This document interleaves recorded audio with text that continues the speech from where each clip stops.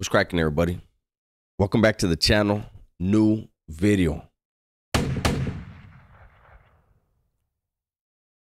Today's video it caught me off guard.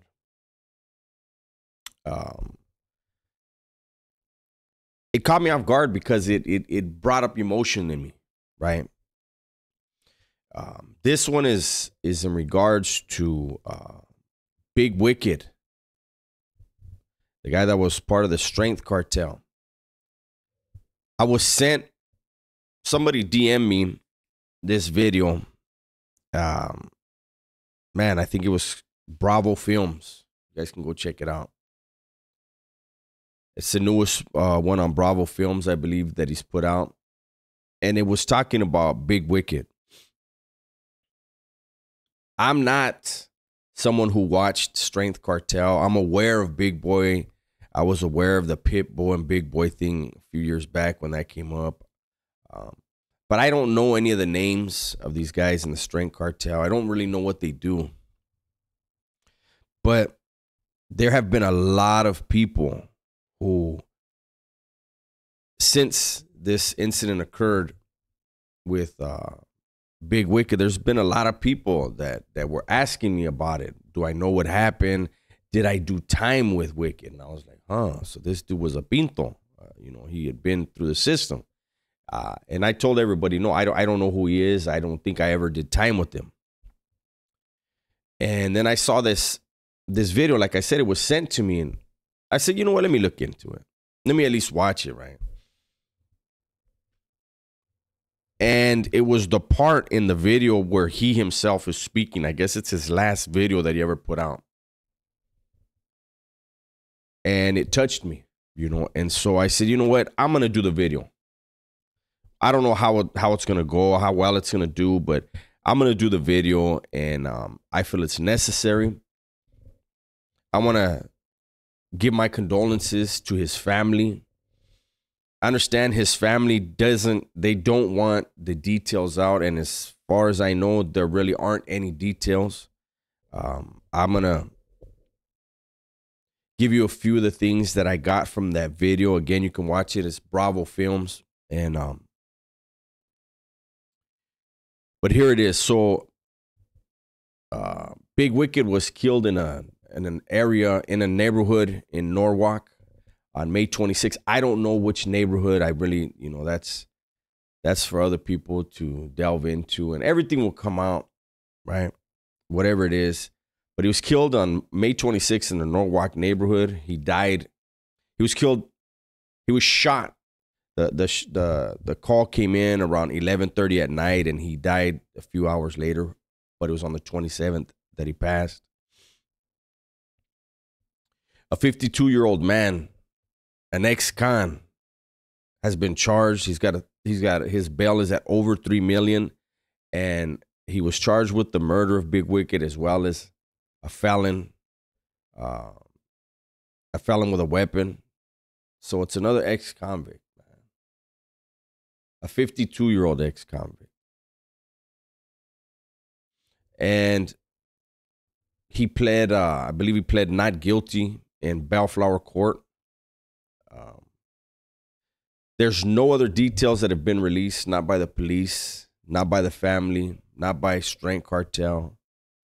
So it's a mystery right now, but it won't be for long.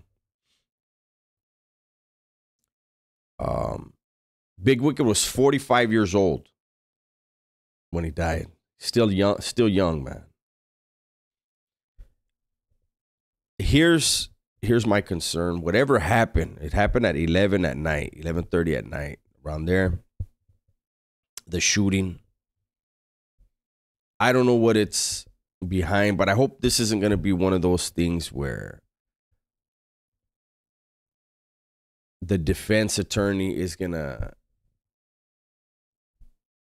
give a narrative that sheds a negative light on Wicked in order to give his client better action at winning this case. And I understand that's what a defense attorney has to do. You know, I don't know anything about the case, but I do want to give you some of the words that Wicked himself said on the in the last video that he recorded. Allegedly the last video, at least the last video that was posted, I believe. I would have clipped it and played it, but there was music in the background and I don't want to have any copyright problems. I want to get this out to you guys. So he starts off with, sometimes in life we take things for granted. I think the majority of us do that. The vast majority of us do that. And it isn't until we lose our freedom or you get hit with a serious illness that you realize what you have and you appreciate those things, those people, and you learn to not take it for granted. And him having been incarcerated, he did 13 years. What I didn't know is he had been in Pelican Bay SHU and Corcoran SHU. So he was in there doing the thing and was lucky to get out after 13 years. And I guess that's why he understood the air he was breathing out here. That was precious. The things he was able to see, the people he was able to meet. Everything is very precious out here. He says, sometimes people don't get a second chance. And he was referring to all of the fellas behind the wall.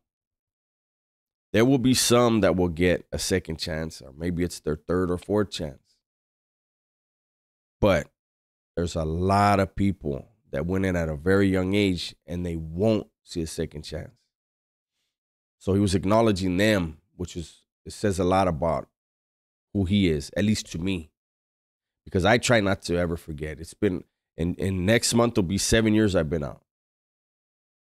And I still think of those people. Do I think of them individually? No, I think of them as a whole, regardless of faction or race, ethnicity, any of that. I wish everyone would get a second opportunity, because I know a lot of them wouldn't go back. There'd be some, but a lot of them wouldn't. Wicked says, sometimes we don't know how fast things can be taken away from us. And there's, the first thing that popped up to me was his life. When I caught my murder,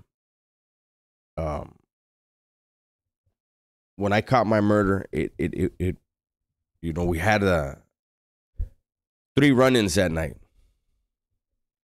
And on the third one, I tried to tell them, hey, get on out of here. I don't think you realize where you're at and how serious this is. And when things took the turn that they did in my case, it probably took 30 seconds for his life to be over.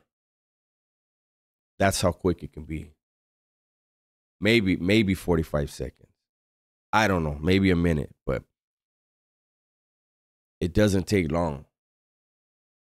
And these words that Wicked was speaking in his last video, they reminded me of other lifers that I was in prison with, that I worked with, that I mentored, and they got out of prison, and everything was supposed to be so good for them. And 2 in particular, I still have voicemails from one on my phone. But they were given that damn opportunity. And they both OD'd and died.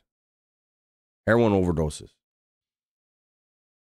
And I remember it tore me up. I was like, what the hell could be so bad out here in this world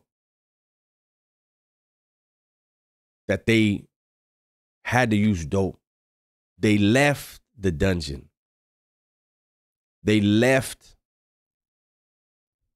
those concrete tombs that we were trapped in for over 20 years. And something out here got them to relapse and use dope and die. That's not the case here on this with Big Wicked. It will come out, at least, the DA always has their version, and the version is always to make the assailant the ugliest person they can make him out to be. The defense, their job is to make their client sit in the best position possible. If that means going after Wicked, his character, his past, whatever, they're going to do that. The truth is going to lie in the middle somewhere. That's why they say there's always three sides when it comes to the truth. There's his side, and then the truth lies in the middle somewhere.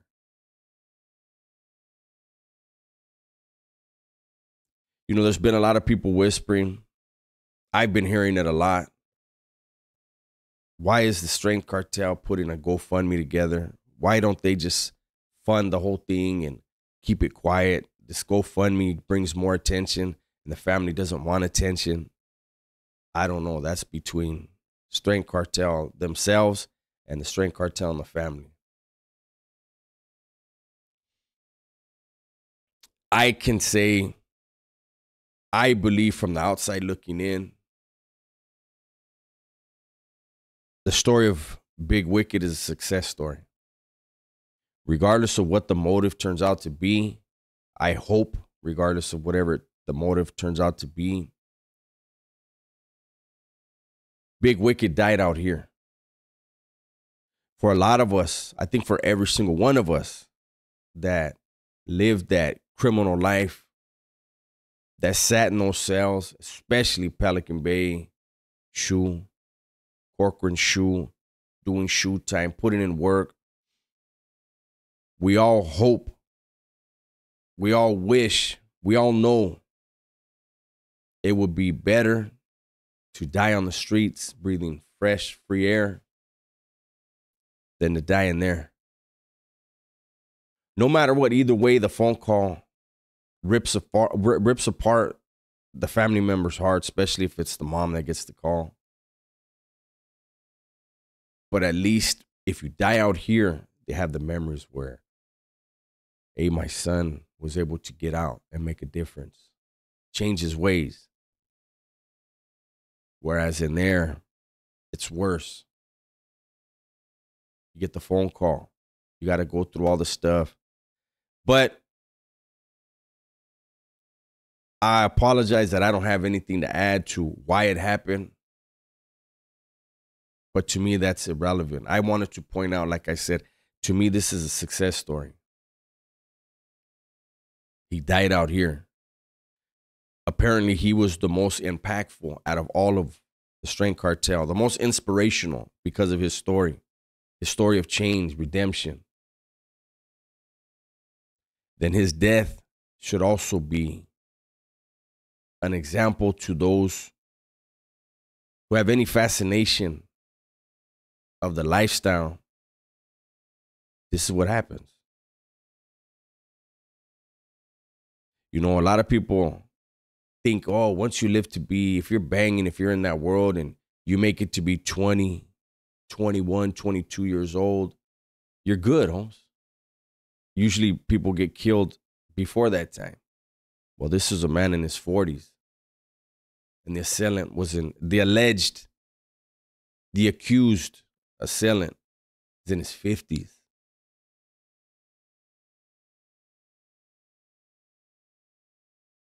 This is why I say friends come and go, but enemies accumulate. I don't know what this is behind. It's going to come out, or a version.